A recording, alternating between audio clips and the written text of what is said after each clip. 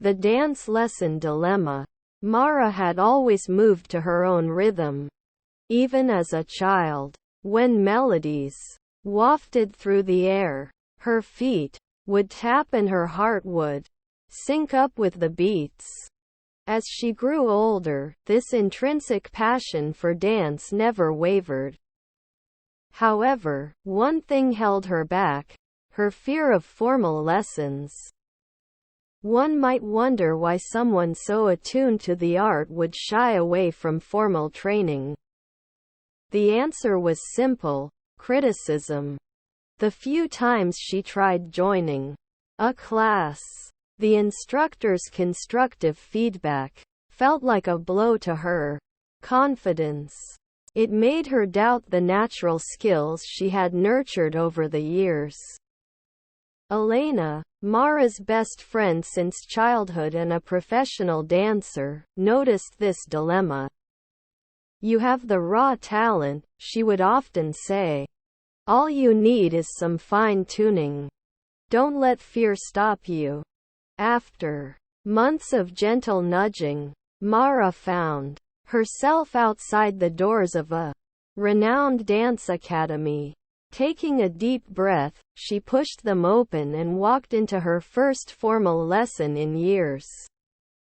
As expected, the instructor, a stern-looking woman named Madame Blanchard, was a stickler for perfection. She would walk around the room, her sharp eyes missing nothing. Occasionally, she would correct a posture here, a foot placement there.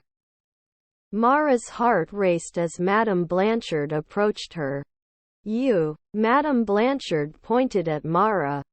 "Demonstrate the pirouette again." Mara began, trying to remember the correct form. As she spun, she felt a hand stop her. "Your arm, it needs to be straighter.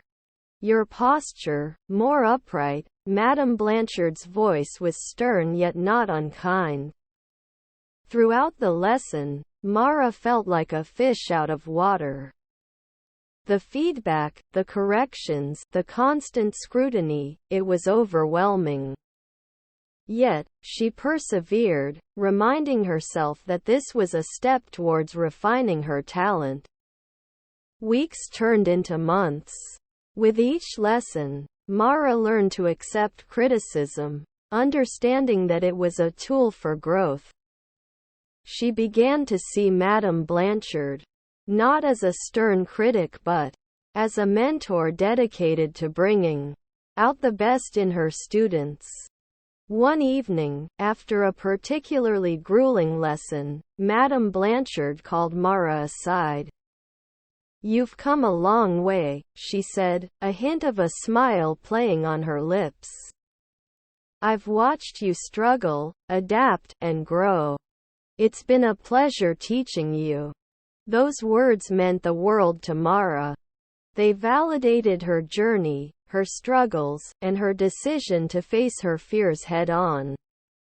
Years later, as she took the stage for a solo performance, the applause of the audience washed over her. Yet, amidst the cheering, the voice that echoed loudest in her heart was that of Madame Blanchard, her mentor, her guide, and the woman who had taught her the true meaning of dance. It wasn't just about moving to the rhythm. It was about embracing every stumble, every fall, and using them to rise higher than before. And as Mara danced that night, she did so with a grace and poise that only comes from true understanding and growth. The Wildlife Park Mystery. At the edge of a bustling town lay a vast wildlife park, home to an array of exotic animals from distant lands. Patrons from nearby cities flocked in droves to witness the wonders of nature in an environment that simulated their natural habitats. One of its most famed attractions was the albino peacock, a majestic bird with a radiant plumage of white feathers, setting it apart from its vibrant counterparts. However, a series of peculiar incidents began to unfold. Every morning, the park's caretakers would discover a cage or two unlocked, yet no animals missing. The security team was baffled. CCTV footage revealed no intruders. Each day, the mystery deepened, with the unlocked cages varying without any discernible pattern. Juliet, a young intern with a sharp eye for detail and an innate sense of curiosity, decided to take matters into her own hands. She started cataloging the instances, marking down which cages were found unlocked on which days. After a few days of observation, Juliet noticed a pattern. The unlocked cages formed a trail that seemed to be leading towards the aviary, home to the albino peacock. She decided to spend a night at the park, hiding in a vantage point with a clear view of the aviary. As the clock struck midnight, a soft tune wafted through the air, seemingly emanating from the aviary itself. Squinting, Juliet saw the albino peacock dance gracefully to the melody. But there was something else. A shimmering silhouette playing a flute, its ethereal music captivating the bird. The spectral figure approached the cage and, with a gentle gesture, unlocked it. Yet, instead of escaping, the peacock simply continued its dance, seemingly in harmony with its mysterious visitor. Dawn approached, and with the first light, the spectral figure faded away, leaving behind the unlocked cage and the dancing peacock. The next day, Juliet narrated her experience to the park's management. Rather than dismissing her tale, the park's historian, Mr. Eldridge, revealed an old legend. Centuries ago, the land where the park now stood was home to a grand palace. The palace's prince had a beloved albino peacock. When the bird died, he was heartbroken and played a mournful tune on his flute every night by its resting place. Over time, both the prince and the palace were lost to history. But legend had it that his spirit still serenaded his beloved bird. The park decided to honor this legend. They built a memorial near the aviary, recounting the tale of the prince and his peacock. Visitors would sit around it, enchanted by the love story that transcended time. As for Juliet, she realized the importance of preserving such tales, of ensuring that history, with all its wonders and mysteries, remained alive in the heart of the present. A winter's day dream. Snowflakes descended gently from the sky, adorning the earth with a blanket of shimmering white.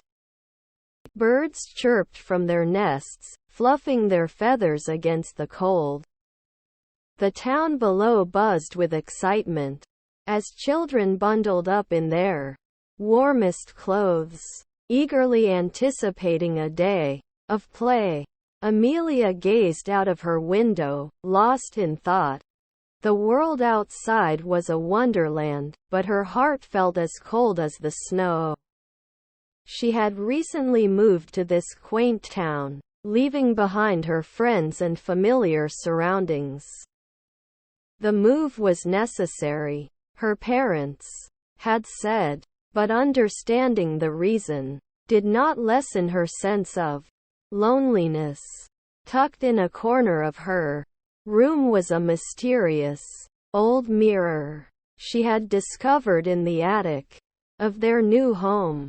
Its ornate frame, despite the years of neglect, held a certain charm. Out of sheer boredom, Amelia decided to clean it. As she wiped away the years of accumulated dust, the glass seemed to shimmer and swirl. Suddenly, Amelia was no longer in her room. She found herself in a vast, snow-covered landscape, but this was not the world she knew. Trees made of crystal towered above, and the snow beneath her feet sparkled with colors she had never seen before. Before she could take in her surroundings, she heard a voice calling out to her. Turning around, she saw a figure gracefully skating on a frozen pond. It was a girl about her age. "You must be new here," the girl said with a friendly smile. "I'm Lila."